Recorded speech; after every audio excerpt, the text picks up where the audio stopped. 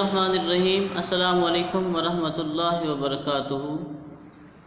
میں آج مجمع اللطائف میں سے ایک حکایت لے کر آپ کے لیے حاضر ہوا ہوں۔ بنی اسرائیل میں ایک کثیر العیال جس کا بہت بڑا عیال تھا، عابد تھا اور بڑا عبادت گزار تھا، اسے تنگ دستی نے گھیر لیا۔ بہت پریشان ہوا، اتنی پریشانی ہوئی کہ اپنی عورت سے کہا کہ جاؤ کہیں سے کچھ مانگ کر لاؤ، بچے بھوکے ہیں۔ عورت اٹھی، ایک تاجر کے پاس جا پہنچی اور کھانے کا اس نے سوال کیا۔ تاجر نے کہا کہ اگر تم میری آرزو پوری کر دو تو تم جو چاہو لے جا سکتی ہو۔ عورت بیچاری چپ چاپ خالی ہاتھ گھر لوٹ آئی، اس نے اپنی عزت کو نہ بیچا۔ بچوں نے جب ماں کو خالی ہاتھ آتے ہوئے دیکھا تو بچے بھوک سے چلانے لگے، رونے لگے اور کہنے لگے امی ہم بھوک سے مر رہے ہیں، ہمیں کچھ کھانے کے لیے دے۔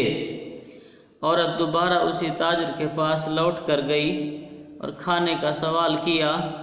تاجر نے پھر وہی جو بات اس نے پہلے کہی کہ میری آرزو، میری تمنا پوری کر دے، جو لے جانا چاہتی ہے لے جا۔ عورت رضامند ہو گئی، بچوں کی خاطر مجبور ہو گئی۔ اس نے مجبوری کے فائدہ اٹھانا چاہا، مگر جب اندر تختے کے اوپر عورت کو لٹایا تو عورت کانپنے لگی۔ تاجر نے پوچھا کانپتی کیوں ہے، وجہ کیا ہے؟ کہا مجھے اللہ سے بڑا ڈر لگتا ہے، میں گناہ کرنے جا رہی ہوں۔ اس نے کہا اس رب لم یزل کے خوف سے لرزا ہوں جس نے ہمیں پیدا کیا۔ تب تاجر بولا جب تم اتنی تنگ دست ہو اور اتنی مجبور ہو، تم اتنی اللہ سے ڈرتی ہو تو میں کیوں نہ ڈروں؟ تو وہ بھی اللہ کے عذاب سے ڈرنے لگا، تو اس عورت کو بہت سارا مال و منال دے کر عزت کے ساتھ اس نے رخصت کیا۔ اللہ تعالیٰ کے پیغمبر حضرت موسیٰ علیہ السلام پر وحی اللہ نے بھیجی اور کہا کہ فلاں بن فلاں کے پاس جاؤ اور میرا سلام کہہ دو اور کہنا کہ میں نے اس کے تمام گناہوں کو بخش دیا ہے۔ موسیٰ علیہ السلام حسب حکم الہی اس تاجر کے پاس آئے اور پوچھا کہ تم نے ایسا کیا عمل کیا، ایسی کوئی عظیم نیکی کو تو نے انجام دیا جس کی وجہ سے اللہ تعالیٰ نے تجھے سلام دیا ہے اور تیرے گناہوں کو اللہ کہتا ہے میں نے بخش دیا۔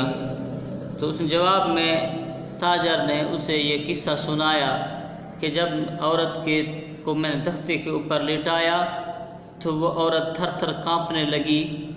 تو اس عورت سے میں نے پوچھا تو کانپتی کیوں ہے؟ تو وہ کہنے لگی مجھے اللہ سے بڑا ڈر لگتا ہے کیونکہ میں ایک گناہ کا ارتکاب کرنے جا رہی ہوں۔ تو وہ کہتا ہے کہ تو اتنی تنگ دست اور مجبور ہو کر بھی اتنی ڈرتی ہے تو میں کیوں نہ ڈروں کہ میرے پاس نعمتوں کی بہتات ہے۔ تو میں بھی ڈرنے لگا اور توبہ طائب ہوا، اس عورت کو عزت کے ساتھ مال و منال دے کر میں نے روانہ کیا۔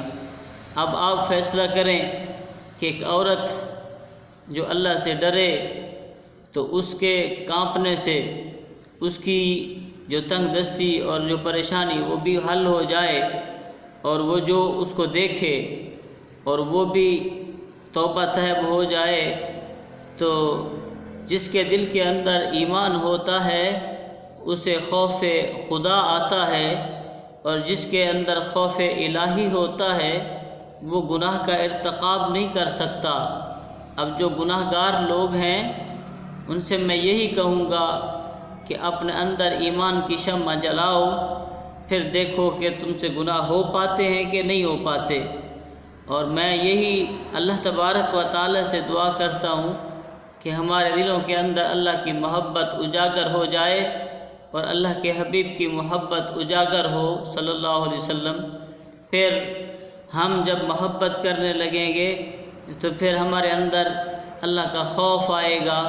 حضرت عمر رضی اللہ تعالی عنہ جب قرآن پاک پڑھتے تو اتنا روتے کہ روتے روتے بے ہوش ہو جاتے۔ ایک دن گلی کے بازار کے اندر تنکے کو اٹھا کر کہتے تھے کاش میں ایک دن کا ہوتا، میری ماں نے مجھے نہ جنا ہوتا۔ اور خوف خدا سے آپ اتنا رویا کرتے تھے کہ آپ کے چہرے پر آنسوؤں کے بہنے سے یہاں کالے نشان پڑ گئے۔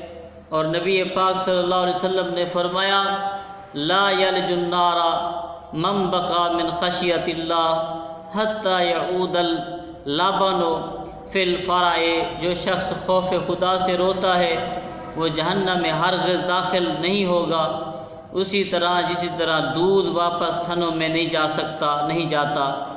نبی پاک صلی اللہ علیہ وسلم نے فرمایا کہ جو خوف خدا سے ڈرتا ہے اللہ تبارک و تعالی اسے ہرگز جہنم میں نہیں ڈالیں گے۔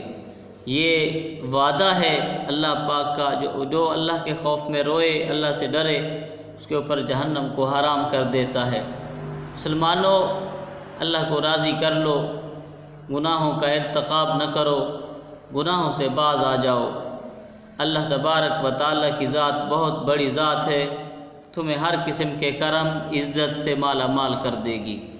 دعا کرتا ہوں اللہ تبارک و تعالی ہم سب مسلمانوں کو عمل کی توفیق عطا فرمائے اور خوف الہی ہمارے سینوں کے اندر معجزن ہو جائے۔ آمین ثم آمین۔